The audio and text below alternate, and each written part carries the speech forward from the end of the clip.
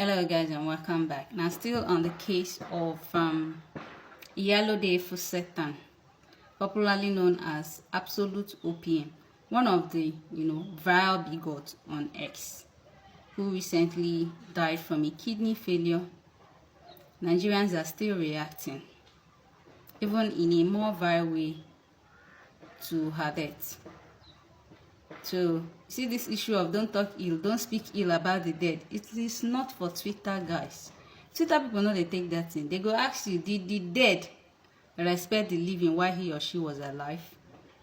And that's how they continue to cook her, even in death. So let's look at some particular tweet. This is from Harry the Trigot. So a master dragger, no fall into a trap. And he says, bet don't cut before match start. Quoting one of her tweets, I can bet my whole life saving that this Agolo fraud will cry again on national TV in 2027. Another person replies, it is called losing the war you started. I stand with Israel. Another replies, see bet where I place handicap, don't cut before 10 minutes. Another reply, this girl die, joy full my soul. You can imagine. Another replied, is she the one that did not live to see the next day? Another right, she kicked the bucket before match started. Another right, was cash out. Another right, abeg let her rest in peace. And Harry replies, no let peace motto jam you. Another replies, Igbo traders are mostly responsible for fake drinks, foods and drugs killing people all over the country.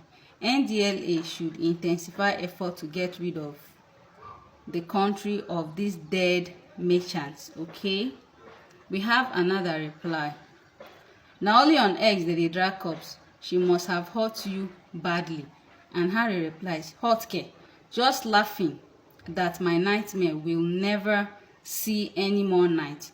You can go and join her for me.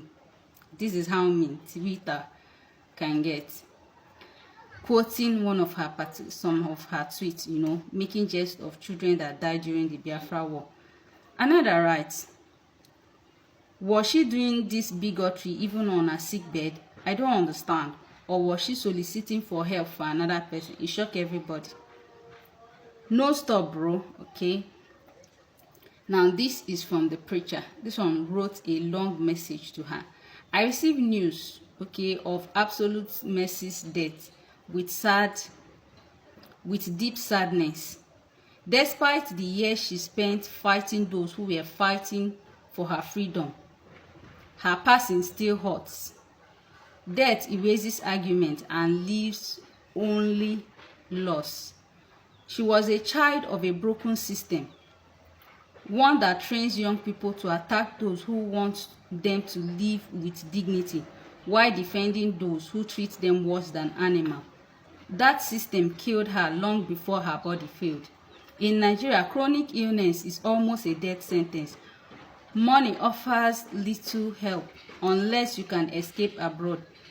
The healthcare system, like everything else, is broken.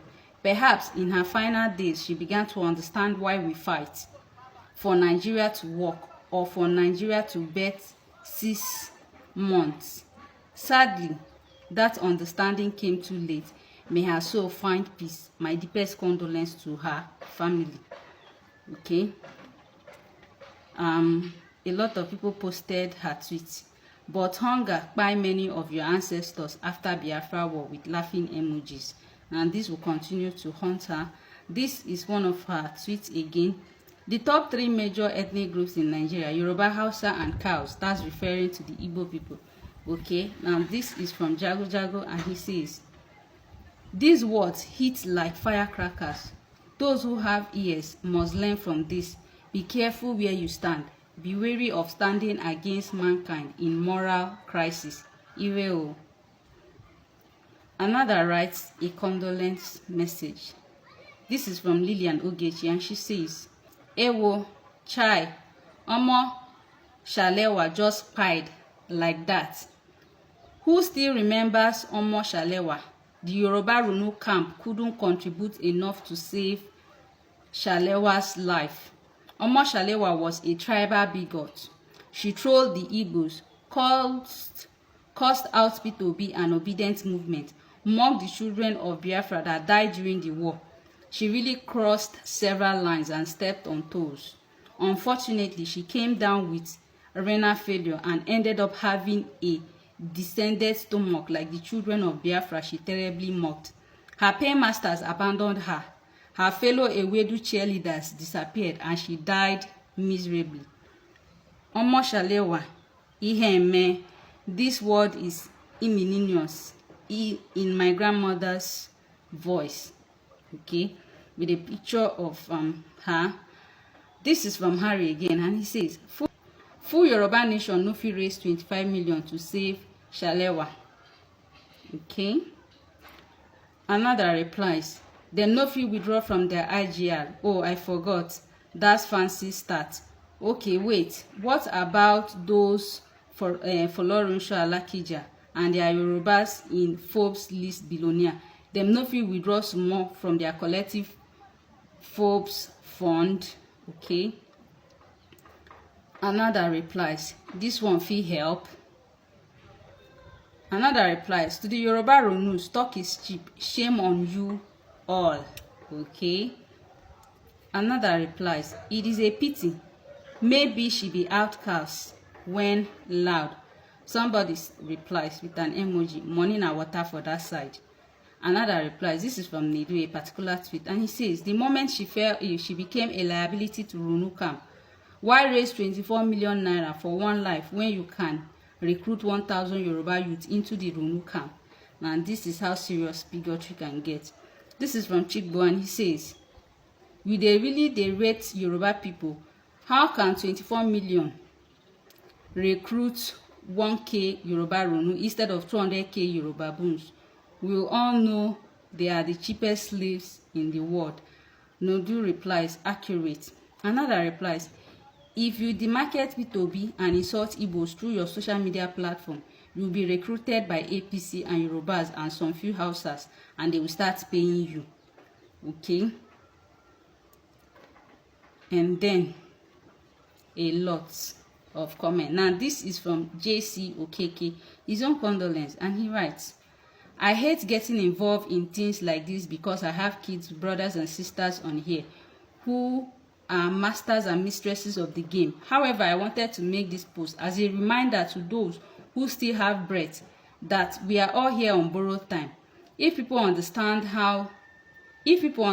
how nature is structured, a lot of things we post and say on social media will be different. I mean, how do you explain the fact that a lady who made this kind of post eventually died from kidney failure? Reminds me of another lady who posted that she was a Christian and that there was no such thing as Christian genocide in Nigeria. Not long after she made that post, she was killed during a terrorist attack in a church in Kwara.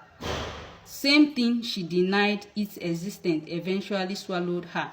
And this, to those who live, do not lose your humanity because you're on social media. I get the banter and rivalry, but do not lose your humanity. Nature has a way of holding all responsible for their words and action.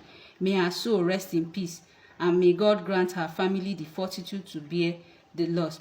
With a quote from her, which indicates that Igbos are into organ, trafficking, selling of their kidneys and the rest of them.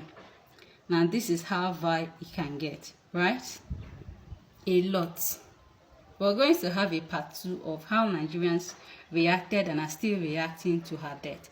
Let's have your thoughts roll in the comment section. A lot of people are actually pointing out or calling out other Runus who are still in the business to desist before it is too late. In an African adage, make hay while the sun shines. See you around. Bye-bye.